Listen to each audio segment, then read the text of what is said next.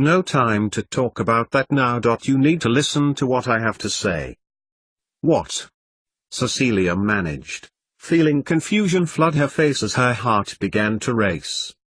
I've said it before and I'll make no apologies for saying it again. I've never met anyone who could talk like you. He chided sternly, frowning as Cecilia conceded to silence.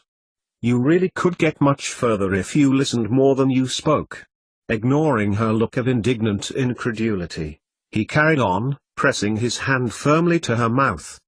Whatever happens this night, whether we survive this, I need to tell you.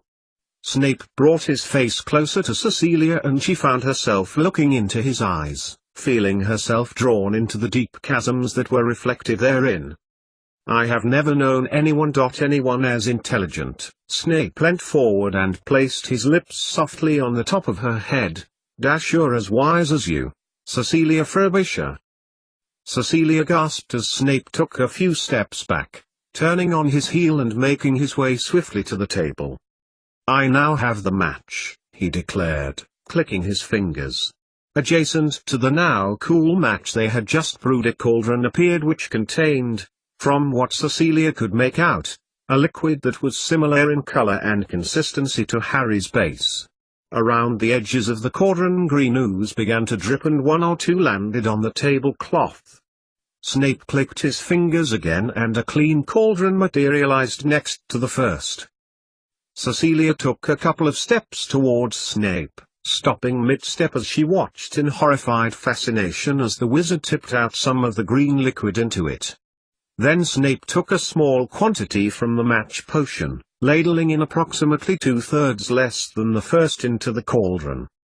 The orange portion began to foam as it lay on the surface of the green.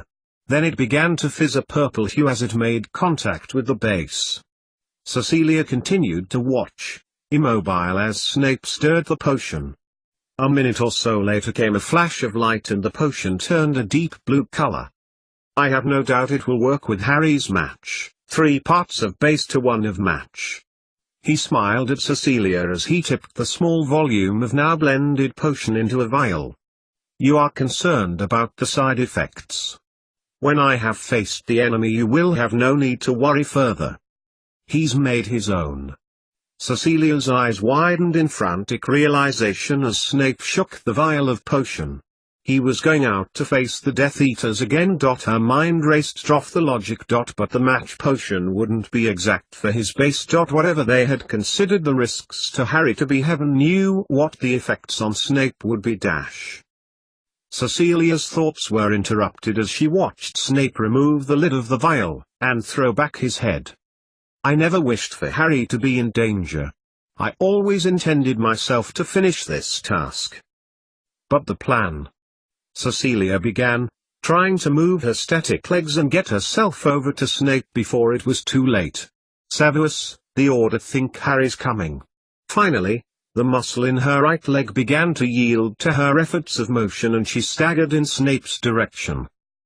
That is what they believe, he said slowly, bowing his head back and looking at Cecilia. You have to understand what I've done, what I have to atone for. Harry was just the diversion in my own carefully manufactured plan.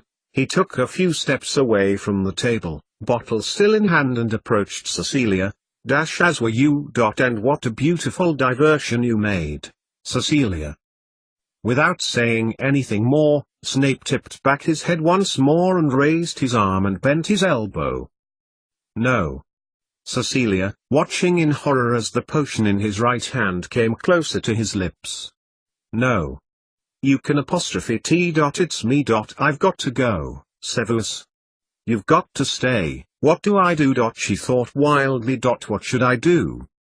Snape said nothing, pausing in his imbibement of the blue liquid. Crossing over to Cecilia, he held the potion in her direction, the blue liquid glowing within. As beautiful as you, he whispered, watching as Cecilia gazed at the dreadful imperfection he had created. If this is the end, I want you to know. As Cecilia extended her hand to the luminescent liquid, he grabbed it out of reach, placing his thumb over the end and shook it up. I want you to know. I was wrong about moles. If she could just get the potion out of his hands, then it would be okay. She could continue with her plan and Severus would be well. Cecilia took a step forward, trying to knock it out of his hand, but he moved too quickly and she caught some strands of his lank hair in her fingers. Catching her wrist, he pushed her away, jerking back his hand and tipped back his head, the blue glow taken into his mouth. "No!" screamed Cecilia as Snape swallowed, staggering back and dropping the vial onto the flagstone floor. "Why?" she yelled as Snape staggered back. "It's not proven. You've done so much. But Cecilia did not have an opportunity to finish the sentence as Snape lurched forward, putting his hand over her mouth and dragging her towards him, and he lowered his head to hers. "Do or die," he whispered softly. "Listen. The Order believes that I will go to them tonight." He made a stab in the direction of the Forbidden Forest where Cecilia knew the Death Eaters would be assembling now. "They will believe I have betrayed them. Like you, I cannot allow Harry to take that potion. Unlike you, my motives are not unselfish. You ask me why, Cecilia?" She nodded against his icy palm. "This is the lesser of two evils." Without warning, Snape let her go and began to stride towards the door.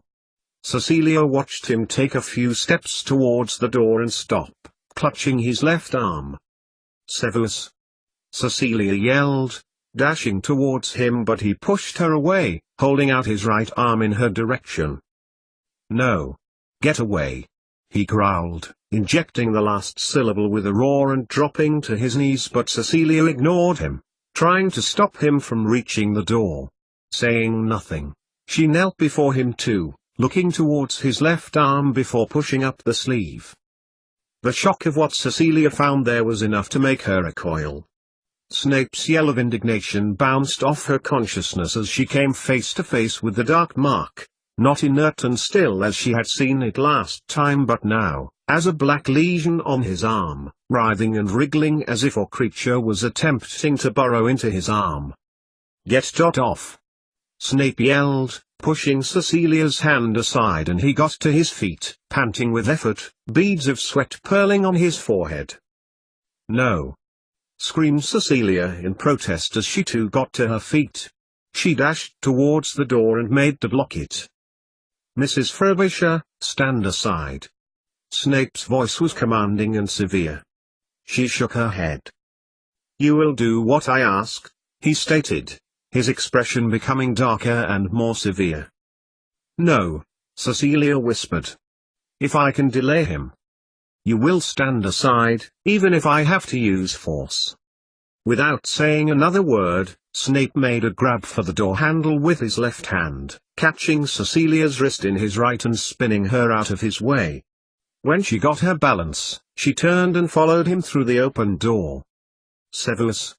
she shouted, but Snape was standing just outside the doorway. Cecilia watched him reach down into empty space, pulling off an invisibility cloak from two startled teenagers. "Potter! Weasley! Look after her. Don't let her leave." He pointed in Cecilia's direction, and Harry and Ron looked at her confused as Snape ran down the teaching corridor and out into the courtyard. "Ron!" exclaimed Cecilia, looking at him with surprise. "Harry!" She made to step past them, but Harry stood in front of her. He took a few steps towards her and Cecilia took one step back until her heel caught the step of the classroom. "Harry," she said urgently, trying with all her effort to sound authoritative before she caught the moonlight bounce off Harry's wand. She stopped, her mouth drying up at once. "For once, Mrs. Frobisher, listen to us. You are in great danger." Cecilia shook her head. "But it's not going to work." She looked imploringly between Harry and Ron, who had also extracted his wand and was holding it uncertainly in her direction. "He is putting himself in needless danger, and if he does that and dies, then we may not be able to perfect your wand." Cecilia continued to look between Ron and Harry, who had not responded to what she had said. She opened her mouth to press her point further when she caught sight out of the corner of her eye a bright stripy house elf. "Lady?" he asked, looking earnestly at Cecilia and Harry. "Lady?" he repeated, his voice less certain now. "Dobby," began Cecilia, looking firmly at the house elf and wishing that she didn't have to be so underhanded. "Lady?" "Dobby, you were right. I am in danger." "Yes, lady," squeaked Dobby before Harry or Ron had a chance to interject. "Mr. Harry Potter is endangering lady," he observed, looking disapprovingly at Harry holding his wand in Cecilia's direction. "Dobby," began Harry, but Cecilia interrupted him. "Dobby, I will be out of danger when Miss Hermione Granger arrives. Do you think you could fetch her? She's probably in the Gryffindor common room." "Certainly. Anything lady wants so she's not in danger from Harry Potter." He spat Harry's name before clicking his fingers and fading away. "I have to say that was a bit low, Mrs. Frobisher," said Harry, lowering his wand slightly. "Yes, house elves generally are. Come on, lads," she added, looking at Harry and Ron. "I need him to finish your potion, Harry." But her pleas fell on deaf ears as both students barred her way, saying nothing. Cecilia stood there for what seemed like an age. Soon, she heard footsteps running towards them and Hermione appeared, looking at Ron and Harry incredulously. "Snape told us to keep her here," explained Ron, looking sheepish.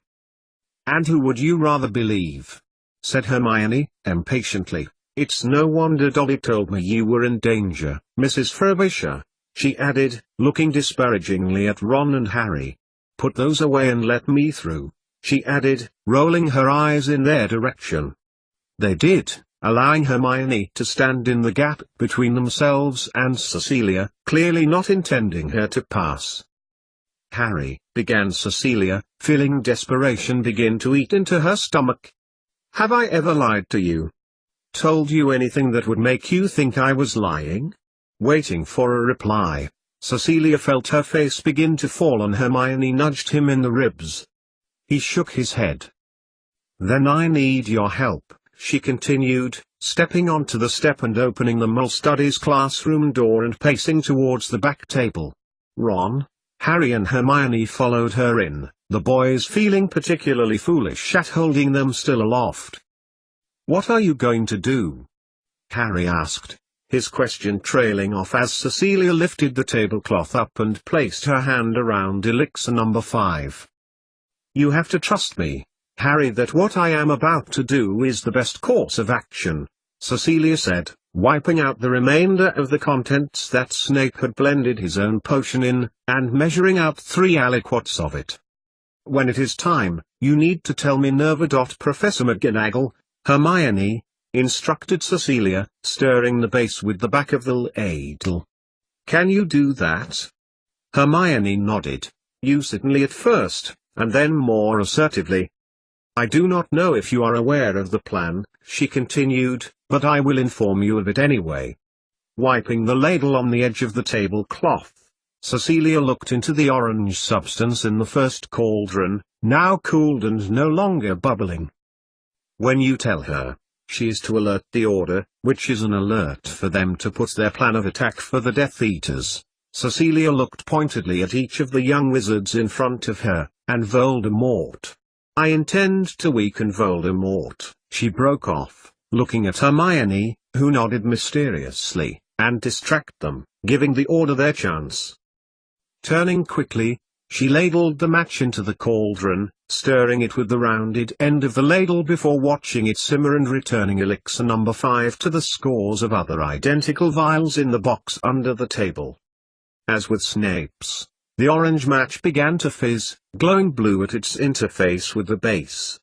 Harry watched in awe as the potion glowed dark blue, forgetting his urge to argue with Cecilia. "Hermione, it is time," Cecilia continued as she poured the contents of the potion into a medium-sized vial, half filling it before corking and pocketing it. "Are you sure, Mrs. Frobisher?" she asked timidly, removing a vial of potion from her pocket. Harry and Ron watched in horrified fascination as Cecilia nodded and Hermione handed it to her. "What is it?" asked Harry, weakly. "Polyjuice potion," said Cecilia, evenly. "Hermione has saved your life. Did you manage to alter it as I asked?" Hermione nodded, ignoring the indignant expressions on the boys' faces. "Hermione, you can't give her that," protested Ron, aghast. "It's not for her," she snapped. But Cecilia had stepped towards them, looking towards the back of the chair that stood behind her desk. She turned to Ron, placing a hand on one shoulder and kissing him lightly on the forehead. "Thank you for caring," she said softly, before looking back at Harry. "And you, Harry. Hermione."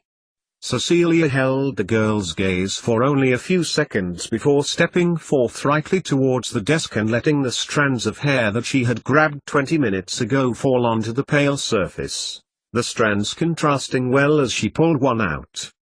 Uncorking the polyjuice potion with one hand, she looked up at Hermione, saying nothing, and added the hair. The world around her turned into an impressionist watercolor, as the children made to stop Cecilia drinking the potion. But she was too quick for them.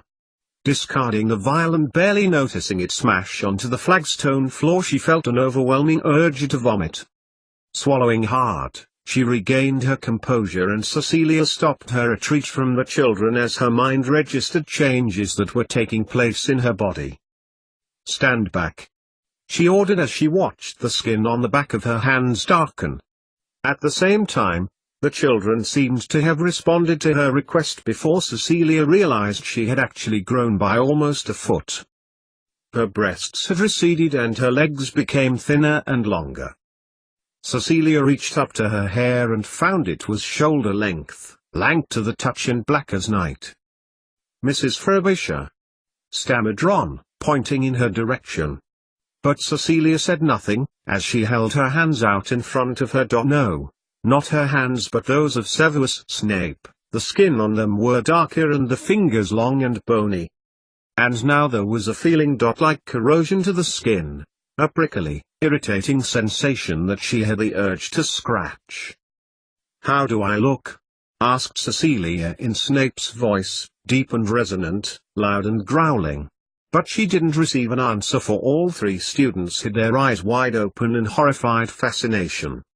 Just as she was about to instruct them to remain at the school and remind Hermione to inform Minerva, the door to the classroom opened and Fred and George rushed in. "Managed to divert Malfoy again," began Fred, looking at Harry, Ron, and Hermione. "Like we did last time," added George, looking at them too. "Are you in on it?" they said together, their sentence trailing off as they followed their shocked expressions to dash. Professor. "No lads, it's me. Cecilia." Cecilia paused. "Mrs. Frobisher." Snape's voice reverberated around the classroom as she snapped her name, and she gave the Weasley twins credit that they didn't flinch. Mrs. Frobisher?" whispered Fred, unconvinced. George looked for confirmation from the children and all three nodded in agreement. "Listen," began Cecilia, in low gravelly voice. "You know what the plan was, Harry?" He nodded in agreement. "But I consider the risk too great for you to take. None of you are to follow me, for what I am about to do is for the best." She glanced around, waiting for one of them to argue. When none of them did, she continued. "I need you, Ron, Harry." She looked at the two lads and saw them nod complicitly, to send messages to the Ministry and the Wizengamot that the Order are about to attack. "Do not follow me, is that understood?" She watched as the two boys nodded. "Hermione, go and tell Minerva. Professor McGonagall, that the plan is in action. Tell her Professor Snape sent you." Hermione nodded too, and Cecilia smiled and nodded in her new skin at her students before turning towards the classroom door. She was 2 steps away from the door when Harry's voice rang through the vacuous classroom. "Why, Mrs. Frobisher. To save Snape." Cecilia turned and smiled at him. He has no one else, Harry. Nor have you. If I can pull this off tonight, then the nightmare just might go away for you both.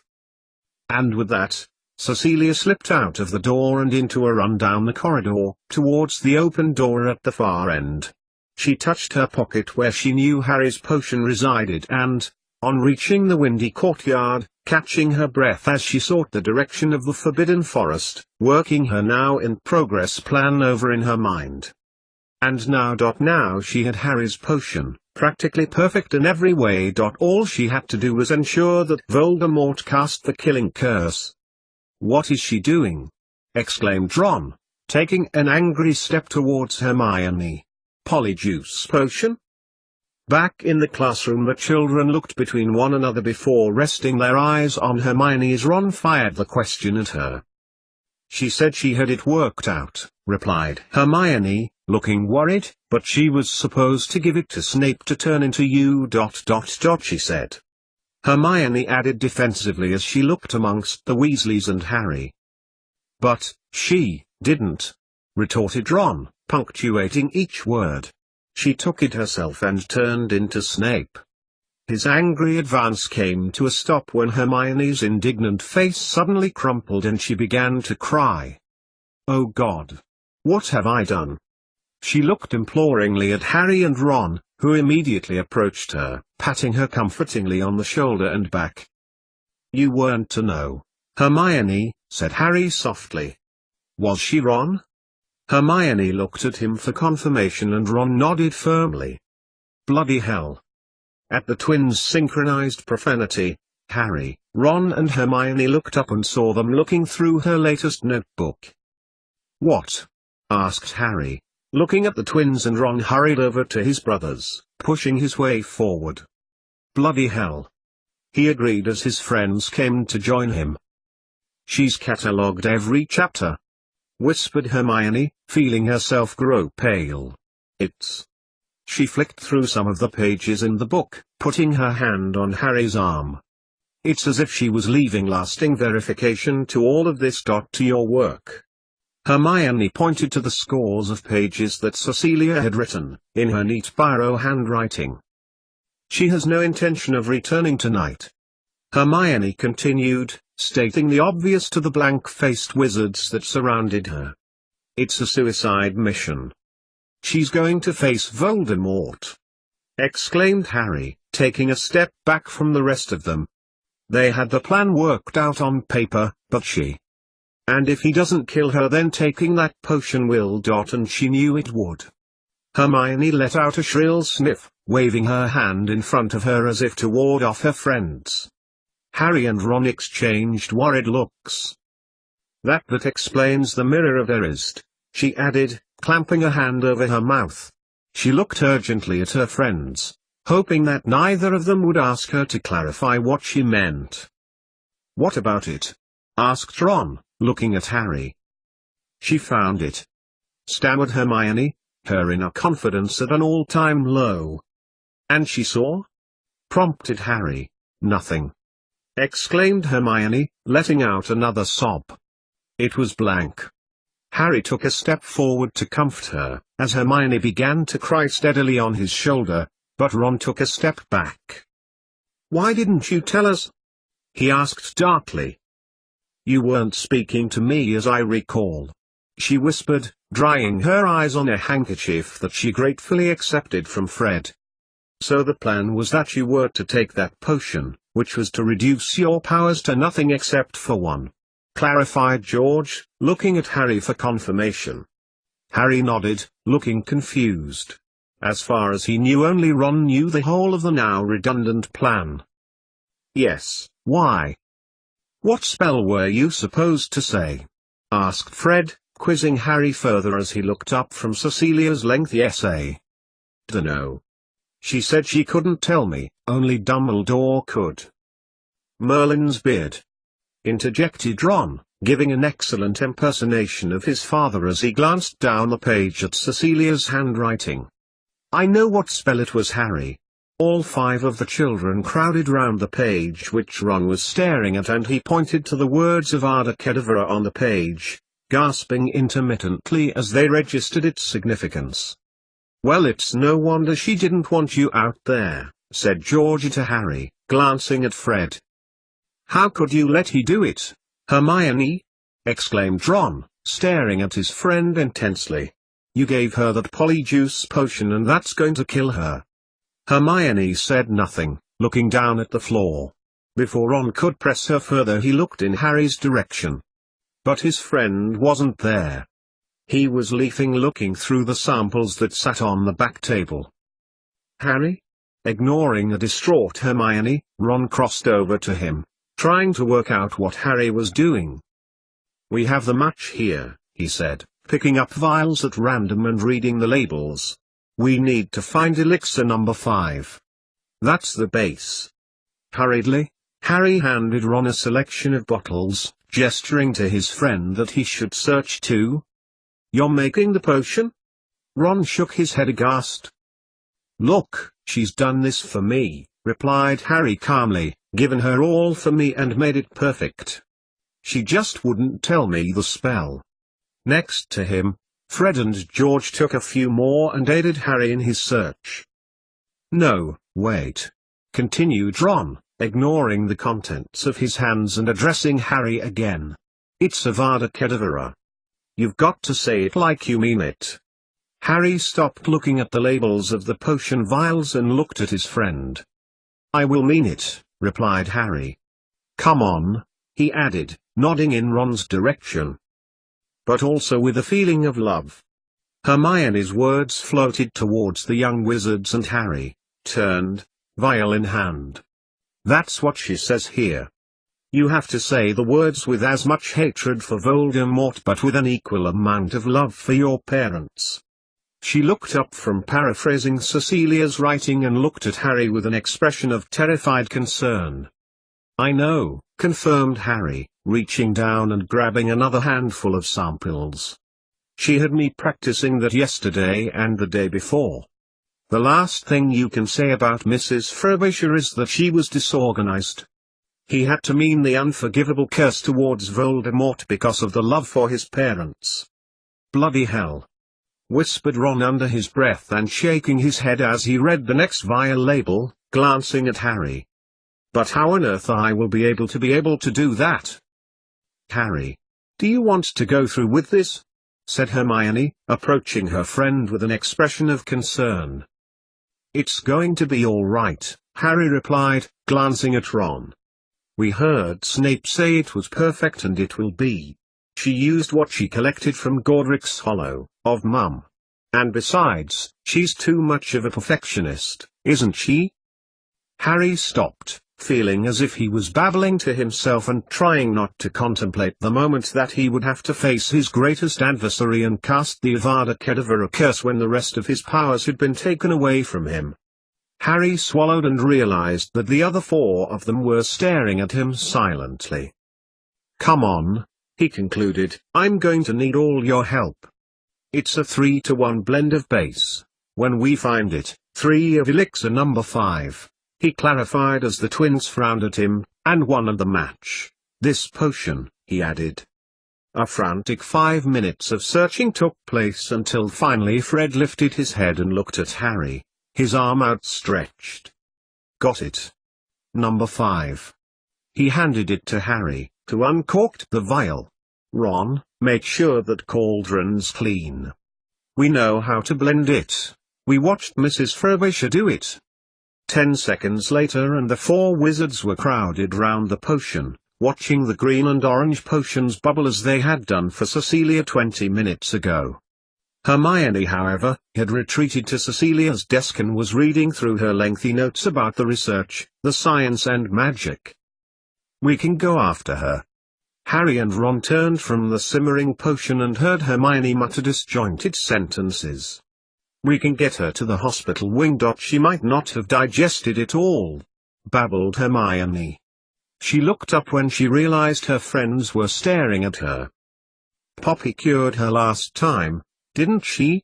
Her eyes were glimmering with immature tears, and Ron and Harry exchanged hesitant glances before nodding in agreement. "Right," said Fred, stepping forward as a tone of uncharacteristic authority entered his voice. "You and Ron," he said to Harry as she pointed at the potion, "when you've finished that, off you go and write those letters that Mrs. Frobisher told you to write." George made her way between them both and looked analytically at the potion. "Looks like you'll need to use an amber bottle or it'll spoil," he added knowledgeably. Ron and Harry nodded at one another. That had been Cecilia's choice of container. "Hermione," continued Fred, looking at the troubled girl, "go and tell the McGonagall." Hermione's face began to pale almost immediately, and she got to her feet, pacing over quickly to them. "Boys. Harry," Hermione began, then stopped speaking before, to both Harry's and Ron's amazement, throwing her arms around Harry, kissing him on the cheek. George and Fred exchanged mirthful expressions and suppressing a pair of smirks. "For luck," she clarified, before heading out of the classroom without looking back. "Okay," said Harry, when Hermione had closed the door. "It's ready." He took the amber vial that Ron had handed to him, tipping his long-awaited potion into it, and it shone and sparkled dark blue and glowed within. "For Queen and Country!" exclaimed the twins, handing him the stopper. "Never say die!" shouted Ron, before kicking himself inwardly at his unfortunate choice of jubilation.